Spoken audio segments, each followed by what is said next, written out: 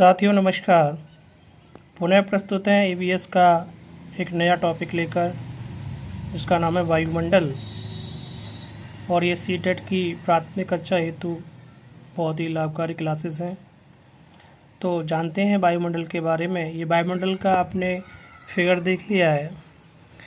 ये यहाँ से नीचे से ज़मीन से 6 किलोमीटर तक और ध्रुवों पे, और यहाँ 18 किलोमीटर, इस तरीके से ये क्षोभमंडल की इकाई होती है।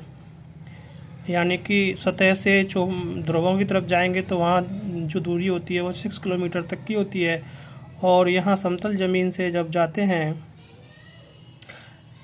तो 18 किलोमीटर मानी जाती है। और ये जो आपका क्षोभमंडल है, इसी के अंतर्गत बारिश और आंधियाँ चलती हैं। तो और इस ऊंचाई से, यानी कि यहाँ से यहाँ तक जो आपको दिख रहा है 50 किलोमीटर तक, ये क्या है, समताप मंडल है, ठीक है ना। और इससे ऊपर का जो मंडल है 50 से लेकर के 80 km तक मध्य मंडल है, जिसमें तापमान -100 डिग्री सेल्सियस तक पहुँच जाता है। इससे ऊपर का 80 किलोमीटर से 400 किलोमीटर तक का जो आपको दिख रहा है आयन मंडल, जिसे वायुमंडल भी कहते हैं। और 400 km से 1000 km तक ये क्या है, आपका बहिर्मंडल। बहिर्मंडल में अंतरिक्ष की शुरुआत हो जाती है। तो ये आपने एक मोटा मोटा अपने डायग्राम देखा। अब इसको हम डिफाइन करेंगे अच्छे से। क्षोभमंडल क्या है कि इस मंडल में तापमान ऊपर जाने पर घटता है। जैसे जैसे हम ऊपर जाएंगे, जैसे जैसे हम ऊपर की तरफ जाएंगे, तापमान क्या होता जाएगा, घटता जाएगा। प्रत्येक 165 मीटर पर, प्रत्येक 165 मीटर पर 1 डिग्री सेंटीग्रेड तापमान कम हो जाता है। जैसे ही हम सतह से, भूमि की सतह से 165 मीटर ऊपर की तरफ जाएंगे तो जो टेम्परेचर है वो 1 डिग्री सेल्सियस कम हो जाता है। क्षोभमंडल में और क्या क्या होता है, क्षोभमंडल में बारिश, आंधी, तूफान आदि प्राकृतिक जो आपदाएं होती हैं, घटनाएं होती हैं, वो सब क्षोभमंडल में ही होती हैं। घरेलू वायुयान कहाँ पे उड़ते हैं, ये भी क्षोभमंडल में उड़ते हैं। जो लंबी लंबी उड़ानें होती हैं वो समताप मंडल में, लेकिन जो घरेलू वायुयान हैं छोटी छोटी दूरी के लिए, वो कहाँ पे उड़ते हैं, वो क्षोभमंडल में उड़ते हैं। तो अभी जानते हैं समताप मंडल के बारे में। समताप मंडल क्या है, इस मंडल में तापमान समान रहता है। समताप यानी कि तापमान कैसा रहेगा, समान। इस मंडल में तापमान समान रहता है। इसी में मूलाभ मेघ बनते हैं। इसी में क्या बनते हैं, मूलाभ मेघ। इसी मंडल में ओजोन परत O3 पाई जाती है। ओजोन परत O3 पाई जाती है। ओजोन को क्या कहते हैं, O3, जो कि पराबैंगनी किरणों से हमें बचाती है। समताप मंडल में ओजोन परत पाई जाती है, और जो क्या करती है, पराबैंगनी जो हानिकारक किरणें होती है उनसे हमें बचाती है। ओजोन परत को डॉप्सन यूनिट DU में मापा जाता है। ओजोन परत को किस में मापा जाता है, ओजोन परत को डॉप्सन यूनिट में मापा जाता है। ओजोन परत की मोटाई कितनी होती है, ओजोन परत की मोटाई 200 DU से कम होती है, 200 डॉप्सन से कम होती है। तो जब ये 200 डॉप्सन से कम होती है तो वो कैसी स्थिति कहलाती है, वो ओजोन छिद्र की स्थिति कहलाती है। ऐसे लगता है कि जहाँ पर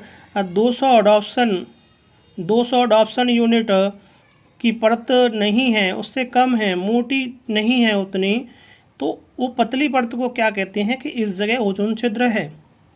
ओजोन छिद्र का कारण क्या है, क्लोरोफ्लोरोकार्बन CFC।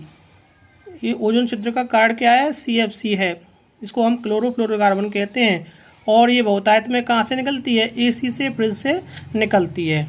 मध्य मंडल में जानेंगे कि इस मंडल में तापमान लगातार गिरता है और -100 डिग्री सेल्सियस तक गिरता है। इसी मंडल में उल्कापिंड आग पकड़ लेते हैं। जो आपको दिखता है टूटता हुआ तारा या कुछ और भी जो घटनाएं होती हैं जो आग पकड़ लेती हैं, तो इसी मंडल में क्या होता है, उल्कापिंड आग पकड़ लेती हैं। किस मंडल में, मध्य मंडल में। अब जानेंगे कि आयन मंडल और वायुमंडल एक ही नाम है। इसमें क्या होता है, इस मंडल में तापमान बढ़ना प्रारंभ कर देता है। तापमान कैसा होता है, बढ़ना स्टार्ट हो जाता है। समताप में क्या था, कम होता था, नहीं समताप में समान होता था, लेकिन मध्यमंडल में -100 डिग्री सेल्सियस तक पहुंच जाता है। लेकिन आयन मंडल में क्या होता है, ये तापमान थोड़ा सा बढ़ने लगता है, तापमान बढ़ना प्रारंभ कर देता है।